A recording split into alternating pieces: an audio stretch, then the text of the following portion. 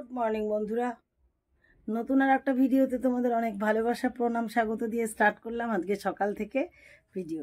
সকালের সমস্তটা হয়ে গেছে, শীতের মধ্যে কুড়োকুড়ি বেঁধে যায়। বড়মশাই ভোরবেলায় উঠে শুরু করে দেয় ওর কাজ, আর আমি আমার কাজ শুরু করলাম। উঠে বাসন ধুলাম, দাঁত মুখ মাজলাম, ব্রাশ করলাম, চা খেলাম আর খাতাপত্র গুছালাম। এই যে এখন বেরিয়ে যাচ্ছি। আর কালকের ভাত তরকারি আছে, সকালের খাওয়া নিয়ে নো চিন্তা। এই দেখো রজনীর ভীষণ দাম, একটা গোলাপ ফুল ছাড়া মালা গেঁথেছি, কেমন হয়েছে বলো তো? আর গোলাপ ফুল ছাড়া মালা মানে তোমরা বুঝতেই পারছো এটা কোনো একটা বাড়িতে যাবে। আর এর মধ্যে আছে একটা কম্বল। কম্বলটা কীভাবে দেখাবো, এই দেখো কুচকুদের কম্বল। তোমরা বেশ কতদিন আগে দেখেছিলে যে আমি বারাসাত গেলাম ননদের মেয়ের বাড়িতে।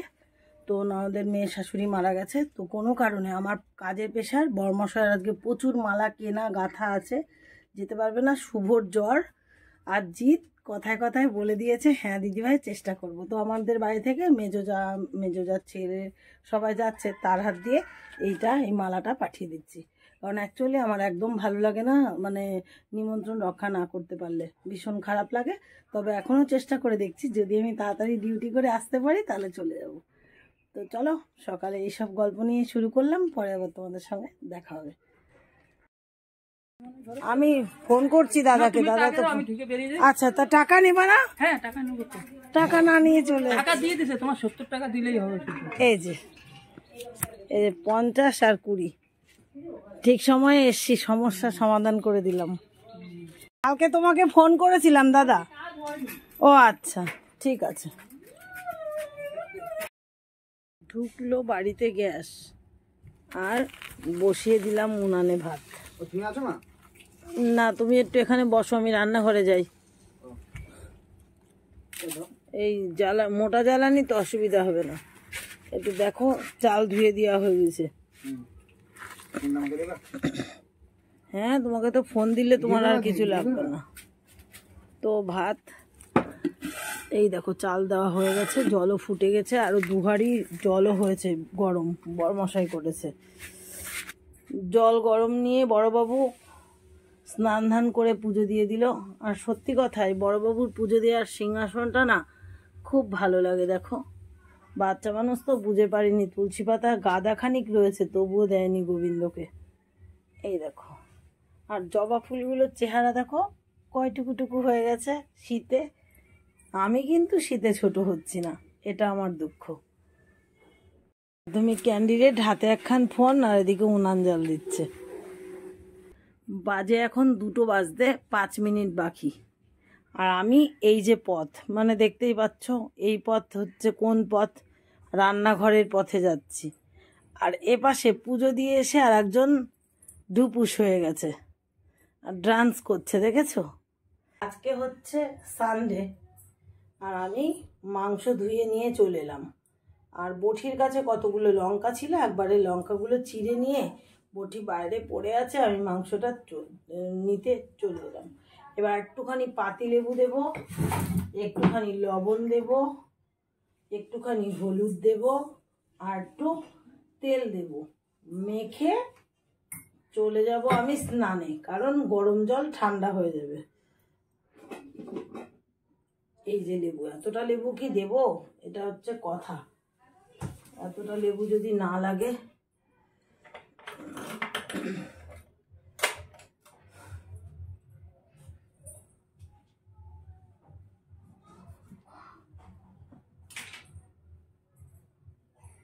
অর্ধেকটা লেবু নিয়ে নিলাম।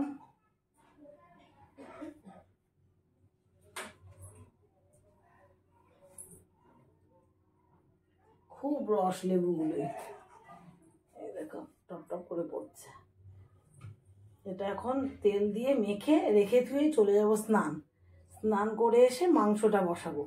এখনো কি রান্না হবে তার কোনো মানে ঠিক নেই, কারণ এখন কাজে যেতে যাচ্ছি তাড়াতাড়ি, আসছি দেরিতে, ভারী মুশকিল হচ্ছে জানো না। তারপরে বড়মশাই কেটে ধুয়ে রাখে, তিনি আবার আজকে চুল কাটতে গেছে, ঠান্ডা লেগেছে, ডাক্তারের কাছে গেছে ওষুধ আনতে, তারপরে চুল কালো করেছে, আমি এসে তার চুল কালোও করে দিয়েছি।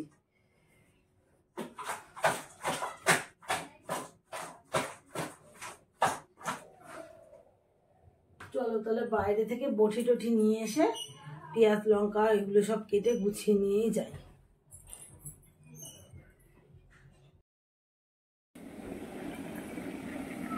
স্নান ধান রেডি, আর এক পাশে বসিয়ে দিয়েছি আমি মাংস। পেঁয়াজ লবণ হলুদ সব কিছু দিয়ে যেটা মাখিয়ে রেখেছিলাম সেটা ফোড়ন দিয়ে আলু শুদ্ধ মানে আলু দিয়ে দিয়েছি আর কি, তাই দিয়ে এক পাশে কষা হচ্ছে।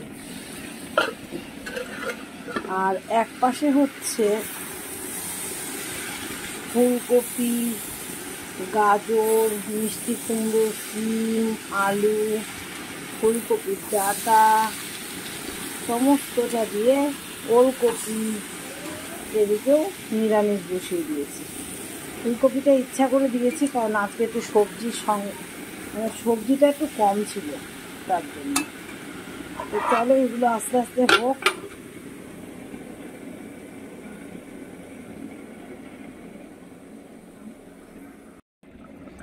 রান্না প্রায় অন্তিম লগ্ন, মাংস টকবক করে ফুটছে।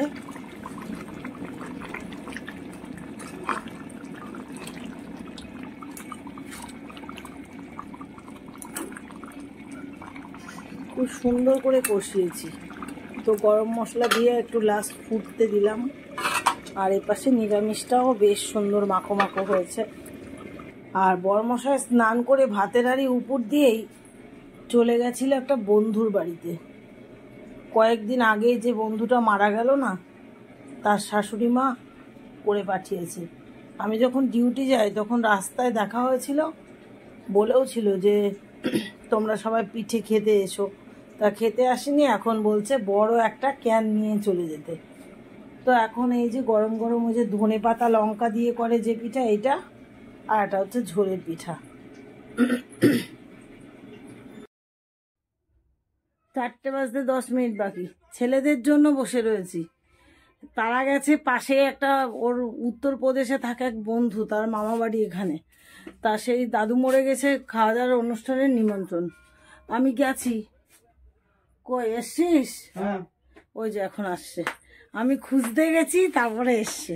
যে দেখি বাইরে ঘরে সবাই খাচ্ছে, আর আমাকে জোর জবস্তি দেখো আবার একটা মিষ্টি প্রসাদ আমাকে তো খেতে দেবেই। আমি বলি না না, আমি দেখতে এলাম ওদের পড়ার টাইম হয়ে গেছে। আর এই যে বদন দুটো আসলো, তো হচ্ছে এবার খেতে যাবো। ওর বাবার আমি বসে আছি, খেতে পারলো কিনা না, অনেক ভিড় ভাট্টা রয়েছে। বাড়ি এসে খাবে, দেখো হনুমানের মতো লাফাইতেছে, ছায়া কিন্তু দেখতে পাচ্ছ। চলো খেতে যাই। নাও প্রসাদ নাও তাহলে তুমি একটু নাও। তা ওর মাসি ওই উত্তরপ্রদেশে যে থাকে, তার বোন এসেছে। তাতে সেই তার বোন বলছে যে দিদি খুব খোঁজ নেয় তোমার, তুমি হচ্ছে যে তোমার সঙ্গে তো ফোনে কথা বলতে পারে না, আমার কাছে বলে। আমি বলছি বেশ ভালো কথা। হচ্ছে যে দেখো আনা হয়নি, কি করা যাবে, সুতোপার ওষুধ তাই তো। সুতোপাকে আমি বলেছিলাম দাদা বাড়ি আছে নাকি দিয়ে আসো, না থাকতেই দিয়ে গেছে, তাহলে কি করা যাবে, কে যাবে আনতে এখন। তো দেখো ভাত বেড়ে ফেললাম। আর দেখেছিস যে মানিক জেঠুর বাড়ি থেকে কি হয়েছে দেখিয়েছি, আর দেখানো লাগবে না। এই দেখ, দেখো কত পছন্দ করে দেখে। শক্ত হয়েছে, হ্যাঁ আমার শক্ত তো হবেই। এই ইয়ে নিয়ে আর পাত্র নিয়ে এসে খা, পাত্র নিয়ে এসে খা। প্রসাদ খেয়ে নি যে, চলো তাহলে খাবার খেয়ে নি। এসব নামায়ও নি, দেখো এই দেখো। চলো খাবার দাবার খেয়ে নি। বন্ধুরা কত শব্দ করে, এক্ষুনি খেয়ে আসলো, তারপরেও কত এ সবই ভিজা, কি তুলবো, শুকনো কিছু নেই। মেজদিদের গুলো আছে নাকি, মেজদা তো তুললেও না, থাক মেজদিরা চলে আসবে না এক্ষুনি। এই যে দুনিয়া খানিক ধুয়েছি, একবার ড্রেসপত্র পরে রেডি হয়ে গেছি, মানে মালার ঘরে ঢুকতে হবে। খাওয়া দাওয়া শেষ হলো মানে তাই। আর এই যে ড্রেস, কোনো জায়গায় ফুঁকো ফাঁকা নেই, সব ঢাকা। হাতে একটা লেবু, মানে এটা হচ্ছে মেডিসিন, মানে ইমিউনিটি পাওয়ার বাড়ানোর। শুকনোগুলো পরামর্শ তুলেছে, এখন ভিজাগুলো থাক, কে আবার ঘরে নাড়ে। আর 1 ঘন্টা পরে আবার সন্ধ্যা হয়ে যাবে। 1 ঘন্টা কোথায়, এখন একটুখানি বড় হয়েছে। চলো এবার বসে পড়ি। কুঠিরে। আজকে নিচে বসবো না, নিচে বসলে বড্ড কোমর ব্যথা। সেদিনকে পঞ্চায়েত অফিসে একদম অটোর লাস্টে বসে মানে দাঁড়িয়ে গেছিলাম একটুখানি, তারপরে লাস্টে একজন নেমে গিয়ে ওই রডের ওপর বসে গেছি, পুরো কোমর ব্যথা হয়েছে। আর নিচে বসে মালা গেঁথেছিলাম বলে আজকে আর সে ভুল করা যাবে না। এই কটা রজনী নিয়ে উঠলে কেন? হয়তো পায়ের কাছে তো রয়েছে তো। আচ্ছা তাহলে বসে পড়লাম আমি। এই যে 2 ঝুঁটি মালা গাঁথা হলো, আর সন্ধ্যা হয়ে গেছে, দেখো অন্ধকার। ওই ঘরে আর গেলাম না, সব ভিজা জামা কাপড় এই ঘরেই মেলে দিলাম। এবার সন্ধ্যা দেখানো পালা। যেহেতু শুভজিৎ বাড়ি নেই আর বরমশাই চাঙে উঠে পড়েছে, তাহলে সন্ধ্যা আমাকেই দিতে হবে। তো সন্ধ্যা দিয়ে দিলাম বন্ধুরা। আর এই যে চাঙে বসে বাবু মালা গাচ্ছে, মানে খাটের ওপর। আর এটা হচ্ছে আমার জায়গা। আমি অতক্ষণ বাইরে কাজ করলাম, ততক্ষণে ফার্স্ট হয়ে গেল বরমশাই 2টো মালা বেশি গেতে। এবার আমি বসবো কম্পিটিশনে। ঘরে এসেছে, এসে শুভকে কেন ডাকছে পড়তে বসার জন্য, মানে ও মনে করছে শুভকে মারছে, বুঝেছো? যা চিৎকার দিয়ে বাড়ি ফাটাচ্ছে। আমি ভাবছি মনে হয় ওর পরে আবার আড়ি, তো তাই মনে হয় দেখছে। আমি বলছি বাবু কি হয়েছে রে? বলছে ভাইকে এখন ডাকতে দেবে না। ওই দেখো নালিশ করছি বলে কিন্তু সত্যি বলিছে ও। আমি যে নালিশ করছি ও কিন্তু সত্যি বুঝেছে বলে তোমার দিকে তাকালো। তুমি তাই করছো?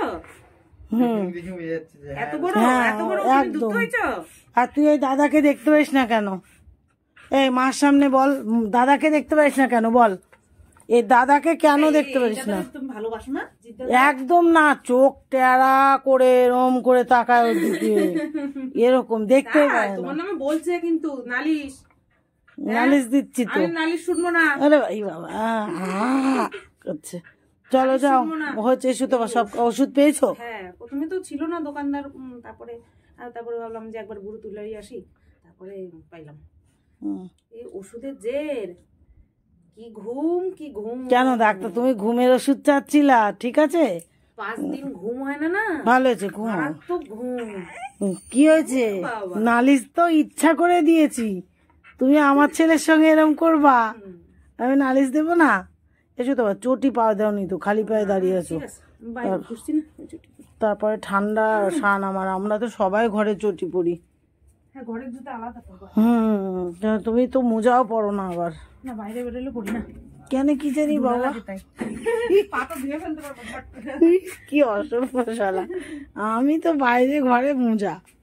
যাও তাহলে, দেখো ভাই দেখতে, দেখো তোমাকে গিয়ে নালিশ দেবে নে। আমি চেনটা খুলতেছি, আমার চেন খুলতে দেবে না, হাতে কামড় দেয়। চেনটা খুলতে দে। এ বদা বোকারাম। বলো। রাতের পর্বতে এসেছি আজকে, সবাই একসাথে খাচ্ছে। এই যে সারাদিন আমি আর বরমশাই একটু একটু খেয়েছিলাম, একদম ভালো হয়নি। আর সবাই মিলে খেতে বসেছে, দেখো দেখতেও বেশ ভালো লাগছে, পাখির ঝাঁক মনে হচ্ছে। আর দেখেছো মাংসর কড়াইটা কোথায় দিয়ে দিয়েছি? তৃষ্ণার তো কাক হয়ে গেছে সবাই, কারণ সারাদিন মাংস গন্ধ শুকেছে সবাই, কিন্তু খায়নি, তার জন্য কড়াই ধরে দিয়ে দিয়েছি।